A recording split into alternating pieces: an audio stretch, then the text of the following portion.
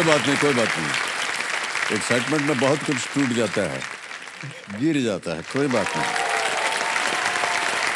बहुत बहुत बधाई आपको Kapil Dev ji. Thank you sir. अब क्योंकि आपका नाम कपिल देव है, हमने सोचा उधर से आप बॉलिंग करते हुए आएंगे। कपिल देव सर बैटिंग भी करते थे। हाँ चलिए बैटिंग कीजिए, कोई बात नहीं। बहुत बहुत बधाई, एक बार जोरदार तालियां बज जाए इनके लिए। देखो समझो मेरे सामने हॉट सीट पर आ गए हैं कपिल देव जी। ये बिहार उत्तर प्रदेश से हैं। बिहार उत्तर प्रदेश से, यानी दोनों जगह से हैं आप? जी हाँ। ये तो हमने पहली दफे देखा कि उत्तर प्रदेश में बिहार है।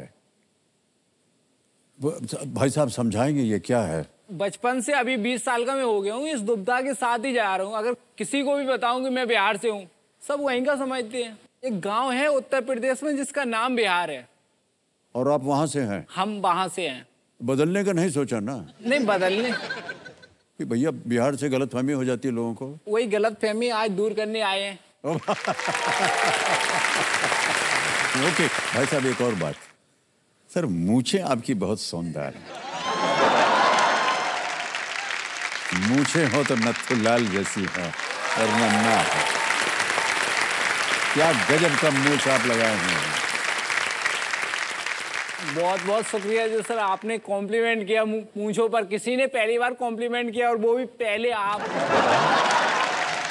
अरे वाह। जैसे सर कहते हैं ना कि पहला पहला प्यार याद बना रहता है, एक कॉम्प्लीमेंट अब सामने याद बना रहेगा। अरे नहीं साहब, आप सब गलत लोगों से मिल रहे हैं, उनकी बात मत कीजिए। सही लोग आपके साथ बैठे हैं। आप सर एक बात कहनी है जी, आपसे, मतलब पूछना है मुझे कुछ। भैया सही पूछना। हाँ जैसे सर मेरी आपने अभी मूंछों पे कॉम्प्लीमेंट किए, उसके एक मूंछ क्या ये तो ऐसी हो जाती है अपने आप? नहीं अपने आप क्या, मतलब थोड़ा उसको सहारा दे दो वो खड़ी हो जाती है। अच्छा। ये वाली क्या बैठ जाती है बार बार। उस आपकी सर इतने सालों से देख रहा हूँ, आपने इसको मेंटेन कैसे किया? दाढ़ी हम थोड़ी ना मेंटेन करते हैं, तो दाढ़ी अपने आप में मेंटेन्ड है। फिर ये क्यों नहीं हो रही है? अरे मूछ निकला है ना आपका, तो वैसे हमारा दाढ़ी निकला हुआ है। हाँ नहीं, पहले हाँ एक तस्वीर में हम काम कर रहे थे जी। अक्स फिल्म थी हमारी एक, और उसमें राकेश मेहरा जी उन्होंने उसको निर्देशन किया था। तो उन्होंने कहा कि एक रोल में आपको ऐसा चाहिए, हल्की सी आपकी दाढ़ी हो। तो थोड़ी देर हमने कुछ दिन काम किया तो हल्के से उग गया। उसके बाद जब हमने अपने चेहरे को शीशे में देखा तो हमको लगा कि यार ये अच्छा लग रहा है।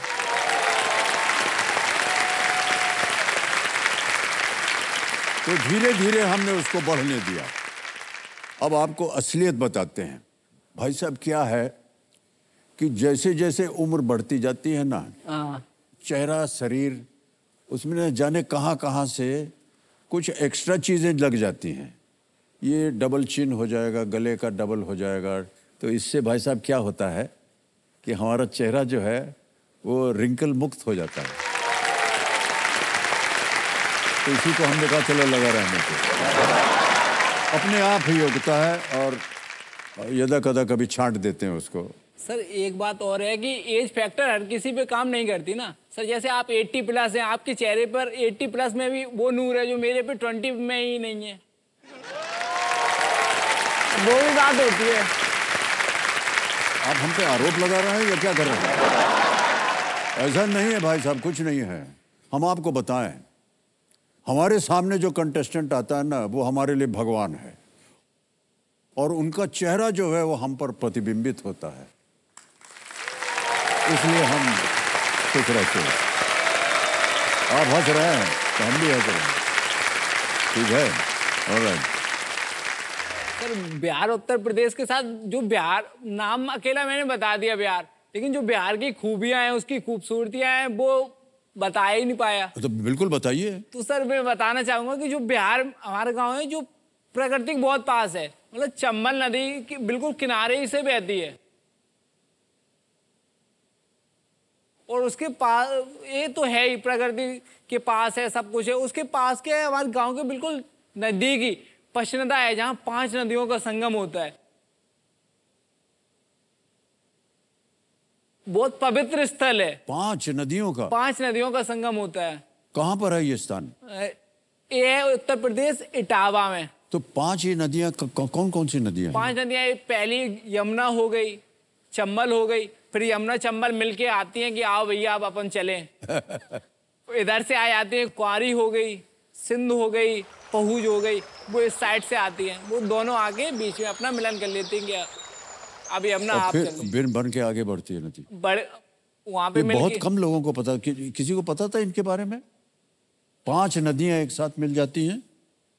संगम सुना था भैया गंगा जमुना का इलाहाबाद में, पर ये तो 5 प्रश्न, ये तो पहली बार सुना हमने जी।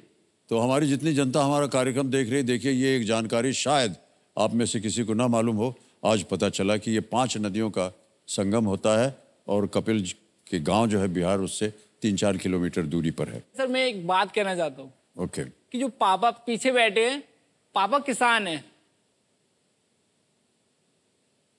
बचपन से उन्होंने किसानी ही की है, तो उन्होंने कभी खुद को कभी नहीं जिया है।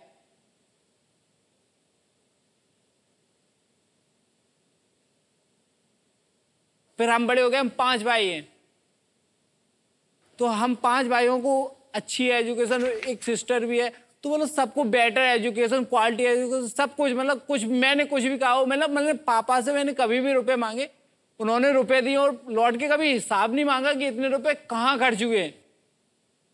एक किसान के लिए सर ये उसके लिए उतने ही रुपए और उसमें भी वो हिसाब ना मांगे, तो उन्होंने क्या है सर, अपने सपने कभी जिए ही नहीं, जो किया सब हमारे लिए किया उन्होंने सर। तो मतलब अब जितने भी यहाँ से ले जाऊँ सर वो उनका ही है। वाह, बहुत अच्छी बात है।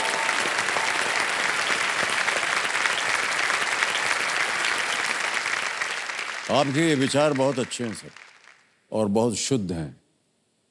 पता नहीं आजकल की जो पीढ़ी है वो ऐसा सोच पाती है कि नहीं, कि हम जो भी कमाएं वो अपने पूर्वजों को दे सके, अपने माता पिता को दे सकें। बहुत कम देखने को मिलता है आजकल। ये जो हमारी सोच है ना सर, ये हमारे भारत के संस्कार हैं, ये हम लोग कभी नहीं भूलते हैं। जो भी होता है सबसे पहले यही सोचते हैं यार जल्दी से बड़े होकर कुछ कमाना शुरू करें ताकि माताजी और पिताजी बाबूजी का देखभाल कर सकें। आपके मन में ऐसा ख्याल है, हम आपको बधाई देते हैं। बहुत बहुत धन्यवाद।